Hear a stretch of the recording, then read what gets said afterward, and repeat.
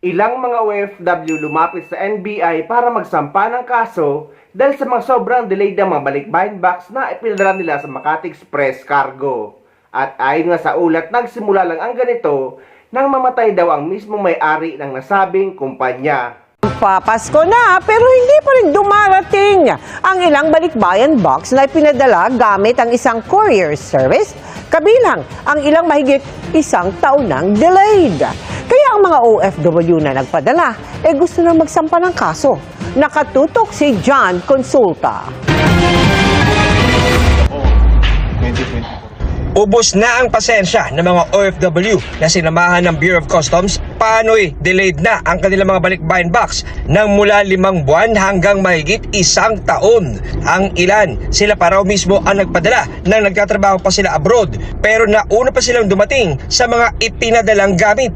Ang storekeeper na si alias Hans, nangangambang expired na ang ilan sa mga nakalagay sa kanyang 2 balikbayan box habang si alias Lea siyam na kahon daw ang ipinadala sa Pilipinas noon pang 2024. Pero bakit hanggang ngayon bakit nagkakaganito? Ito talagang disappointed lahat ng mga OFW. Sakit sir, kasi ang dami nun eh. Tapos until now, di pa namin makuha. Inirereklamo ng mga OFW ang isang courier service na nakabase sa Makati na di raw tumupad sa paghahatid ng mga pinaghirapang balikbayan box.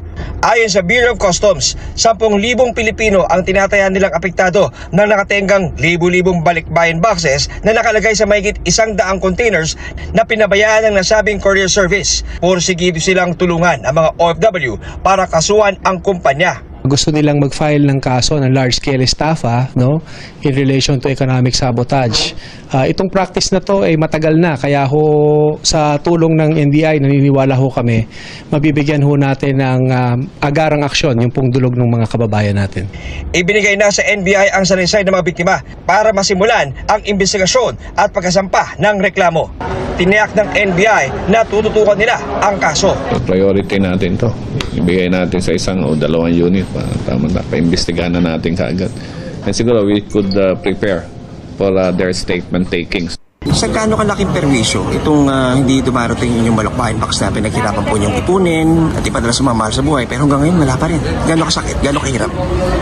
Mas mahirap sir, katulad sa aming mga OFW, siyempre inaasahan po namin dumarating yung mga balikbayan boxes na pinagpagura namin mula actually katulad sa akin mula May, so hanggang ngayon hindi pa dumarating.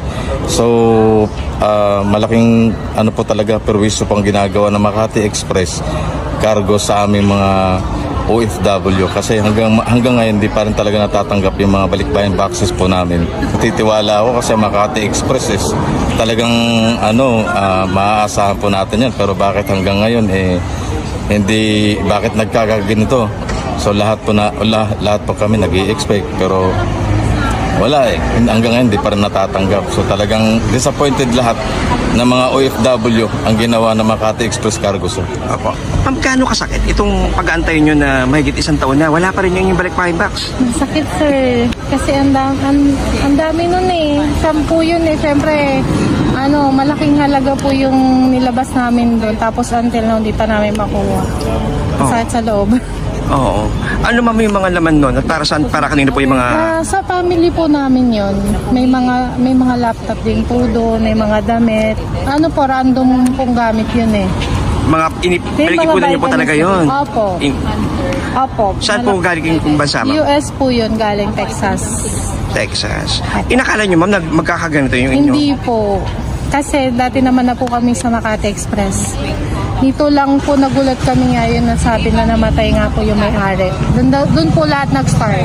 Mga OFW dumulog sa NBI dahil bigong matanggap ang mga ipinadalang balikbayan box. Dumulog sa National Bureau of Investigation ang 12 complainant, kabilang ang mga OFW at kanilang mga kamag-anak, para ireklamo ang Makati Express Cargo na deconsolidator o consignee ng kanilang mga ipinadalang balikbayan box na hanggang ngayon ay hindi pa nila natatanggap.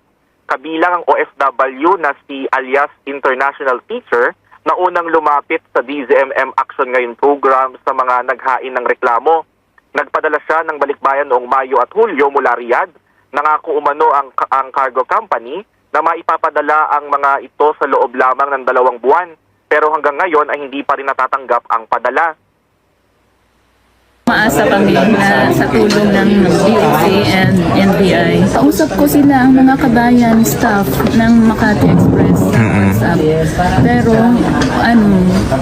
wala silang sinasabi lang nila na hintayin lang. Ayon kay DOC Deputy Commissioner Michael Fermin, na ideklarang abandon ng mga balikbayan dahil bigo ang cargo company na bayaran ng customs duty at buwis nito. Pagdating po dito, yung kanilang consolidator at saka deconsolidator, hindi pinroses at hindi binayaran yung mga duties and taxes that resulted to abandonment ng kanila pong mga box. We have 52,000 boxes. So that's 130 containers. More or less mga 10,000 to 12,000 na tao po ang may-ari niyan. Samantala, magtatalaga naman ng mga special agent ang NBI na tututok sa investigasyon sa kaso. Maaari namang maharap sa kasong large-scale estafa at economic sabotage ang may-ari ng cargo company.